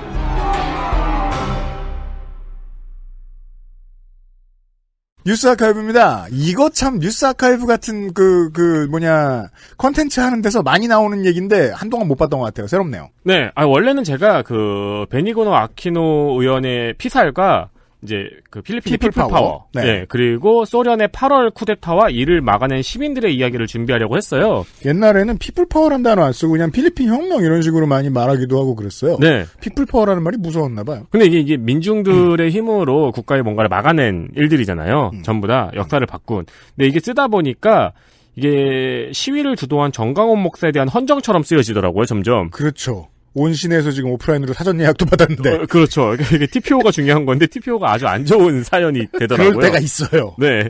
그리고 또 안 그래도 헬마우스 시간은 좀 빡세니까 주제가 뉴스 아카이브에서는 그냥 소소하고 재밌는 이야기를 준비했습니다. 네. 언제적 8월 이 시간의 이야기입니까? 꽤 오래전이에요. 109년이요. 아, 그렇군요. 맞나? 맞아. 네. 맞췄어. 109년이에요. 네. 인류의 유산이 되는 예술품 하면 머릿속에 떠오르는 작품들이 있죠. 네. 그래봤자 유럽 작품들밖에 안 떠오르긴 한데. 네. 네. 어쨌든 피에타상이나 파르테논 신전, 천지창조 등등의 작품이 떠오릅니다. 혹은 반고흐의 그림도 요즘에는 많이 떠올리시는 분이 계시고요. 네. 이제 해외여행 간 사람들 중에 이제 이런 미술관들 챙겨가는 사람들 있잖아요. 그럼 이 사람들이 이제 이런 거 직접 본 이야기를 해요. 네. 그러면 보통 제주의 사람들이 제일 감동을 많이 했다는 작품이 반고흐의 그림이더라고요. 그래요? 네, 그게 실제로 보니까 진짜로 감동이 오더라. 아. 네. 그래서 이렇게 커피숍에서 줄 서 있다가 보면은 귀 잘린 자화상 모양의 폰 케이스 들고 있는 사람들이 많군요. 그렇죠. 네. 최근에는 앙리 마티스가 이렇게 작년부터 유행을 타가지고. 아, 네. 네. 다 헨리 마티스 이렇게 적혀 있고. 네. 그리고 건축물들 이야기하시는 분들 많아요. 좀 야위였나 보죠. 마티스가 야위였는데? 건축물들 보고 이제 감동하시는 분들도 많은데, 이구동성으로 이거 봤는데 별거 없다고 이야기하는 작품이 있습니다. 그게 모나리자예요. 왜냐하면 저는 제 지인이 파리 여행 갔을 때 보고 느꼈어요. 여행이 자유롭던 올드 노멀에는 한국인들은 진짜 파리에 많이 갔다. 네. 겁나 많이 갔다. 네. 네, 유럽을 돌면서 유명한 박물관 다 가는 거예요. 배낭여행을 쉽게 가던 시절이 있었죠. 쉽지는 않았겠지만. 모나리자는 실제로 보면은 사람만 많고 너무 이제 그림도 조그맣고 해가지고 별거 없다고들 하죠. 네. 그래서 우리가 항상 뭐 미술 프로그램이나 EBS 틀면은 항상 나오는 이야기가 모나리자가 왜 위대한 작품인가를 설명하는 이야기가 많이 나와요. 얘기도 많이 들었죠. 뭐 네. 공기 원근법, 해부학, 뭐 신비한 미소, 뭐 외계인 설 이런 이야기들이 있는데 사실 들어도 잘 모르겠어요. 그러니까 말이에요. 네. 그런데 모나리자가 세계에서 가장 유명한 그림이 된 거는 한 사건이 있었습니다. 그게 이제 1911년 사건이에요. 네. 1911년 8월 22일. 이 그림이 루브르에서 도난을 당한 일이 있었거든요. 그 당시에 모나리자는 그냥 다른 그림들하고 같이 걸려 있었어요. 네. 그리고 휴관일에 경비가 모나리자 그림이 비어 있는 걸 봤어요. 네. 그 자리에 그림이 없어진 걸 본 거예요. 근데 이제 이때는 사진 촬영들을 많이 했다고 해요, 그림을. 그래서 사진 촬영 때문에 잠시 옮겨놨다고 생각을 하고 그냥 넘어갔다고 합니다. 지금 루브르에 모나리자가 걸려있는 모습을 생각하면 상상하기 어려운 광경이죠. 그렇습니다. 그렇죠. 지금은 아마 이렇게 그 스탠딩 콘서트처럼 해치고 맨 앞으로 가도 5m 밖에서 봐야 될 그래요? 거예요. 그 정도예요? 네, 양옆에 경비 있고. 그리고 화요일에 박물관이 다시 문을 엽니다. 그때서야 이 모나리자가 도난당한 사실을 알게 됩니다. 그것도 모르고 문을 열었다가 평소에 루브르의 풍경을 그리는 화가가 있었다고 해요. 네. 이 사람은 돌아다니면서 루브르의 그림을 그리는 게 자기 그 그림이었는데 이 사람이 모나리자가 없어졌다고 이야기를 해가지고 그제서야 이제 도난당한 걸 알게 된 거예요. 네. 그래서 모나리자가 도난을 당했어요. 처음에 범인으로 지목된 사람은 아폴리네르라는 시인하고 피카소였습니다. 이 아폴리네르라는 시인이 루브르에 대한 적대적인 칼럼을 쓴 적도 있었고 예전에 이 시인의 제자가 루브르의 물건을 훔쳐서 그걸 피카소의 집에 보관하다가 걸린 적도 있었거든요. 네. 그러니까 심증이 충분한 양반들이었는데 어쨌든 이 사람들은 범인이 아니었습니다. 네. 자, 그리고 모나리자는 없어졌어요. 프랑스의 언론은 모나리자가 사라진 사건을 대대적으로 보도합니다. 네. 루브르의 보안 문제를 지적하기도 하고요. 그렇죠. 이제 와서 모나리자가 얼마나 아름다운 작품이었는지를 추억합니다. 언론은 늘 비슷합니다. 네, 그리고 뭐 정권의 문제를 지적하는 언론도 있었고요. 언론은 비슷합니다. 그때 사람들도 페이스북에다가 이거 저 정권 때문인데 네. 왜 교회 탓을 하고 있냐고 그렇죠. 뭐라고 했을 거예요. 영국 때문이라고 했을 수도 있어요. 아니 중국. 그리고 경찰이 수사를 아무리 해도 그림이 돌아오지를 않아요. 그러니까 뭐 범죄 조직 개입설, 정부 개입설, 외계로 돌아갔다는 설 등등 여러 가지 설들이 있습니다. 이 모나리자가 도난당한 뒤에 루브르는 일주일 동안 문을 안 열었거든요. 네. 근데 다시 문을 열자마자 모나리자의 빈자리를 보기 위한 관람객들이 이어졌습니다. 그렇군요. 신기하게도. 그러니까 수천 명의 사람들이 몰려오더니 갑자기 모나리자의 빈자리를 보고 눈물을 흘리거나 꽃을 헌화합니다. 그러니까 있을 땐 모르더니 없어지고 나서 언론에서 계속 이야기를 하니까 갑자기 모나리자가 프랑스의 소중한 재산이 된 거죠. 그렇군요. 이때 모나리자의 주가가 확 올라갑니다. 한편 훔쳐간 도둑은 어디서 뭘 하고 있을까요? 지금은 알아요? 네, 그 범인은 루브르에서 작업을 하던 빈센초 페루자라는 작업자였습니다.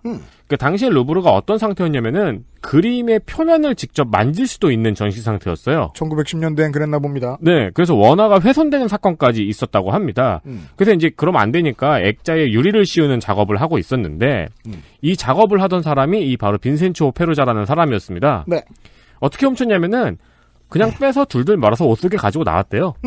경비가 보고 있는데도. 그렇죠. 작업하는구나 하고 넘어갔대요. 그럼 이 양반은 모나리자를 왜 훔쳤을까? 나중에 잡히고 나서는 이탈리아의 예술품이 프랑스에 가 있는 것에 분노해서 이탈리아로 되돌려 놓으려고 훔쳤다고 했어요. 말로는 좋은 의도입니다. 네, 그렇게 했는데 사실은 의뢰를 받고 훔친 거였습니다. 이것도 재밌는 게 누구의 의뢰를 받았냐면은 발피에르노라는 사람인데 이 사람은 뭐 아직도 못 잡았어요. 근데 이 사람은 모나리자의 모작 6점을 갖고 있었던 사람이에요. 네. 그리고 자기가 모작 6점을 가지고 있어요. 그리고 이 빈센초한테 이 사람이 루브르에서 일을 하고 있으니까 모나리자의 절도를 의뢰합니다. 네. 그리고 모나리자가 없어졌다는 소식이 온 세상을 뒤덮어요. 그러자 자기가 가지고 있는 모나리자의 모작을 그 진품이라면서 부자들한테 은밀하게 팔아치웁니다. 그렇죠. 6점을 전부 다. 그리고 사라졌어요. 아직도 못 잡았어요, 이 사람은. 네. 심지어 빈센초가 갖고 있는 모나리자 진품에는 관심도 없었다고 해요. 그러니까 이 의뢰인은 사라지고 빈센초는 모나리자 진품을 들고 있고 곤란해진 겁니다. 네. 작품을 의뢰해서 돈 주기로 한 사람이 없어졌어요. 그 진품은 지금 나한테 있어. 그 전 세계는 지금 모나리자가 없어졌다고 난리예요. 네. 곤란하죠. 그리고 본인은 이걸 팔 채널이 없어요. 그래서 2년 동안 모나리자를 들고 혼자 끙끙 앓고 있었던 겁니다. 아, 모나리자 상주본을 들고. 그렇죠. 근데 1,000억을 달라고 할 자신은 없습니다. 네. 그래서 어쨌든 이걸 결국 피렌체로 가지고 가요. 그러니까 이 사람이 그리고 진짜 팔 채널이 없었던 게 미술관에 이 그림을 팔려고 연락을 해요. 네. 우피치 미술관에 이 그림을 팔겠다고 연락을 해서 당연히 잡혔어요. 네. 그리고 잡히고 나서 이제 그 얘기를 한 거죠. 이탈리아의 작품을 고국으로 가지고 오기 위해서 훔쳤다고 말을 한 거예요. 근데 웃긴 게 이 말이 먹혔어요. 이 말이 먹혀서 7개월형을 선고받고 그나마도 3개월 있다가 가석방됩니다. 그리고 이제 이탈리아에서 영웅 취급을 받아요. 네. 이제 이탈리아는 모나리자를 찾았어요. 근데 이제 이걸 프랑스가 달라고 하는데 안 줄 법도 하잖아요. 네. 근데 또 이탈리아는 1년 동안 모나리자를 이탈리아 전역에 전시한 다음에 다시 프랑스에 돌려줍니다. 그래서 떠날 때는 아니었는데 프랑스에 돌아올 때는 세계에서 가장 유명한 그림이 되어서 돌아온 거죠. 그렇습니다. 그렇게 모나리자가 세계에서 가장 유명한 그림이 된 겁니다. 그리고 2004년 8월 22일에는 뭉크의 절규도 도난을 당했다 되찾은 일이 있었어요. 네. 근데 모나리자 이야기를 너무 길게 해서 이 얘기는 못하겠어요. 아니, 물론 소더비 미술경매의 역사가 한두 해도 아니겠습니다만, 미술을 이제 큰 돈으로 바라보게 되는 인류의 몇 번의 기점들이 있더라고요. 네. 그 중에 이거 하나를 꼽는 분들도 다뤄 계시는 것으로 알고 있습니다. 네. 이게 아니었으면 이제 어떤 인류는 투자처로 이곳을 생각하지 않았을 것이다. 이런 얘기죠. 네. 이 빈센조 페루자가 또 다른 그림을 훔쳤다면은 그 그림이 유명해졌을 거란 얘기도 있고요. 그렇습니다. 네. 원근법 얘기하면서 그 모나리자의 얼굴에 이렇게 이렇게 뻗어나가는 이 곡선을 이렇게 그리잖아요. 이렇게. 네. 멀리서 보면 술안주 같기도 하고 이런. 네. 근데 그거 아무 그림에나 붙이기 챌린지 같은 게 있어요. 아, 진짜요? 네. 그걸 보면 제일 잘 어울리는 게 트럼프예요. 아, 그래요? 트럼프 얼굴에 이렇게 원을 이렇게 막 하다가 그리면 이렇게 그 머리카락 뿅 튀어나온 거 해가지고 딱 잘 어울리더라. 네. 인류는 그 이후로 계속해서 이 모나리자가 얼마나 별 볼 일 없는가를 증명하기 위해 애쓰고 있는 것 같기도 합니다. 그럼 네. 트럼프도 누가 좀 훔쳐가줬으면 좋겠네요. 의뢰인이 잠수 타고. 그러니까. 그 다음 뭡니까? 그 다음도 별거 아닌 소소한 이야기입니다. 미국은 땅이 큽니다. 네. 국립공원도 크죠. 옐로스톤 국립공원은 충청남도보다 좀 더 큽니다. 아, 네. 미국의 국립공원이라 함은 의뢰. 그러니까 국립공원 하나가 서울의 한 15배 정도 된다고 하네요. 근데 미국의 국립공원들은 자연화재 관리 원칙이 있습니다. 네. 그러니까 Let it burn 폴리시라는 원칙인데요. 그렇습니다. 화재가 자연적으로 발생을 하면은 그 화재는 진압하지 않고 자연 진화할 때까지 그냥 둔다는 겁니다. 그렇습니다. 이게 복작복작한 주로 이게 메트로폴리스 위주의 국가들은 잘 모르는 땅 넓은 나라들의 멘탈인 것 같기도 해요. 네. 예. 어떤 것들을 최대한 자연스럽게 두려고 애를 씁니다. 네. 그러니까 예를 들어 번개가 쳐서 화재가 발생하는 경우가 많죠, 산에는. 근데 이게 사람이 낸 화재가 아니잖아요. 그러니까 화재도 자연 현상이기 때문에 그냥 둔다는 거죠.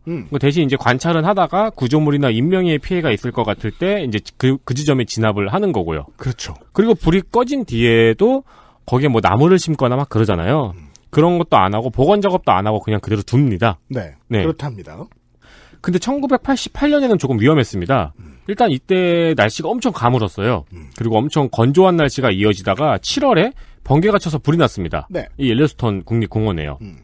국립공원 측은 원칙대로 그냥 뒀어요. 근데 이때는 불이 좀 크고 오래 갔습니다. 네. 이게 어느 정도냐면은 국립공원 전체의 3분의 1이 탔습니다. 오. 그러니까 충청남도의 3분의 1이 탔다고 생각을 해보세요. 그러네요. 그러니까 우주에서도 관측이 가능한 면적의 숲이 탔다는 거죠. 결국 화재가 이어지자 티격태격 토론을 하다가 화재 진압에 나섭니다. 근데 이미 진압할 수 있는 화재가 아니었죠. 특히 8월 20일에는 하루에 서울 면적보다 더 넓은 규모의 숲이 타는 일이 발생합니다. 네. 결국 불은 사람이 진압하지 못하고 9월 11일 첫눈이 내리면서 진압됐습니다. 당연히 이후에는 이제 감론을박이 벌어지는 거죠. 불을 방치한 국립공원의 원칙에 대한 비판이 이어지고 환경단체들도 서로 싸웁니다.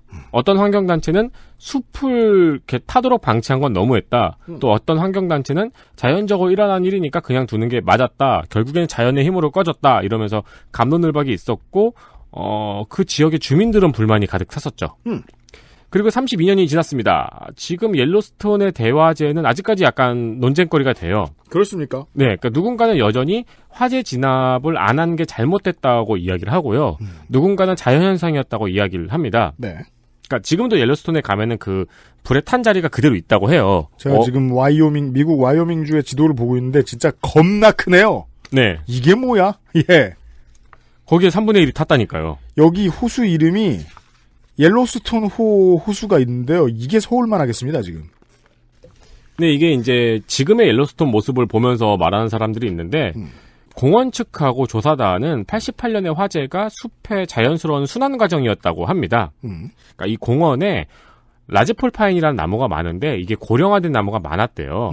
그래서 이 나무들이 늙어서 겨울에 죽거나 병충해가 퍼지는 원인이 되고 있었다고 합니다. 근데 이 화재로 인해서 이 나무들이 전부 다 타서 사라졌대요. 그리고 탄 재가 토양에 영양분을 공급해 줬다고 하는 겁니다. 네. 그리고 이제 이 낙엽이 수백 년 동안 쌓여가지고 새로운 싹이 트기가 힘든 환경이었대요. 네. 근데 이 불이 낙엽을 다 태워버리고 새로운 영양분도 공급을 해주면서 싹이 트기 쉬운 환경이 됐다는 겁니다.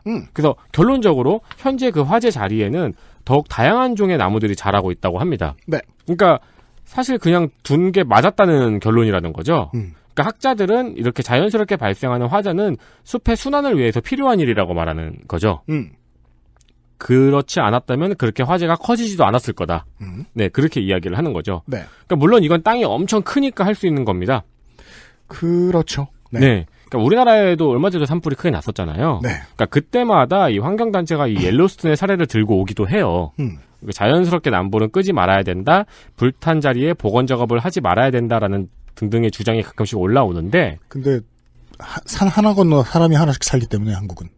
그렇죠. 네. 결론적으로 우리나라는 일단 땅이 너무 좁고요. 그리고 산에 민가나 시설물이 너무 많아요. 가까이 있고요. 그래서 그렇게 하면 안 된다고 합니다. 네. 추석이 되면 우리가 코로나 초기에 나왔던 아주 우스운 기사들이 좀 나오겠죠, 아마? 우리가. 그런 것들 읽어드릴 가능성이 좀 있어요. 네. 네. 근데 그때 이제 스웨덴의 이야기가 나왔을 때 제가 스웨덴 얘기를 좀 드리고 싶은데, 그때도 비웃었고 사실 저는 지금도 옳지는 않다고 봐요.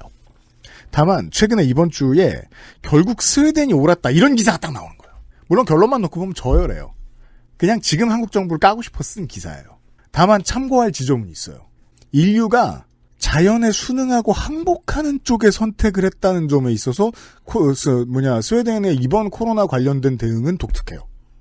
물론 유럽에는 그런 정서가 있긴 있습니다. 지금 이 미국의 Let it burn policy처럼 예를 들면 이번 그 코로나가 돼서 독일의 어떤 도시에서는 한두 도시가 아닌 걸로 알고 있는데 많이들 참고한 걸로 알고 있는데 동물원을 유지할 비용이 안 되니까 그냥 먹이사슬 순서대로 상위 포식자한테 준 동물원에 있던 식구들을 네. 그런 동물원이 나타난 적이 있었어요. 어떻게 하면 자연의 법칙을 따를까를 고민하는 거죠. 예. 그리고 이 레리펀 파우스가 설명해 주는 건 자연의 법칙을 인간에게 해 안 될 때까지 우리 동네에 오지 않을 때까지만 따르자라는 거거든요. 네. 그리고 스웨덴의 방역 법칙은 그것마저도 좀 깬 거고요. 인간을 상대로 한 이런 질병이 퍼지고 있구나. 인간도 어느 정도 마을을 내어놓자. 인간도 자연이다. 예. 이건 병사가 아니라 자연사다. 근데 그걸 가지고 한국 정부를 깔 수는 없습니다. 사람은 죽으면 안 된다는 원칙을 더 위에 올려놨을 뿐이잖아요. 그렇죠. 네. 자연과 인간의 대결은 보통 이런 고민을 나중에 가지고 올 텐데 그런 지점에 있어서는 앞으로 이 얘기를 많이 하면 좋을 것 같아요. 왜냐하면 자연에게 내버려 두죠? 그러면 결과를 아는데 너무 오래 걸립니다. 네. 그러니까 더 크게 보면 돼요. 이 인간이 이렇게 진화한 것도 자연 법칙이에요. 그 진화해서 인간이 대응하는 것도 자연 법칙이고 이렇게 다 죽을 거예요. 그래도 이러다가. 그래서 제가 제일 좋아하는 그 자연방송을 봐도 너무 재밌는 게 그 히스토리 채널에 나오는 인류 멸망 500년 후 뭐 이런 거예요. 네. 예. 1시간 후에 뭐가 없어지고 2시간 후에 뭐가 없어지고 열흘 뒤에 모든 다리가 없어지고 뭐 이런 거 있어요. 네. 예. 재밌죠 그거. 재밌어요. 그런 날도 오겠지 뭐 생각합니다. 네. 뉴스 아카이브였고요. 내일 이 시간에 우리가 이 재밌는 유튜버를 만났잖아요. 해전에 능한? 네. 소말리아에서 온 듯한? 좀 능하지 않지 않았나요? 아니, 13만 명 걸렸잖아, 지금. 13만 대군을 이끌고 다니고 있어요. 나름. 다 했는데 내일은 뭐냐? 헬마우스님하고 잠깐 토론을 하다가 너무 좋은 아이템인 것 같아서 유튜브에 들어가 보지 않은 언론인은 이해할 수 없다. 유튜브에 들어왔는데 언론인이 아니었다면 또한 이해하기 힘든 이런 이슈를 준비했습니다. 토요일에 다시 뵙죠. 유세민 에디터하고 유승균 PD였습니다. 헬마우스 코너로 돌아올게요. 안녕히 계세요. XSFM입니다. I, D, W, K. 딸기예요?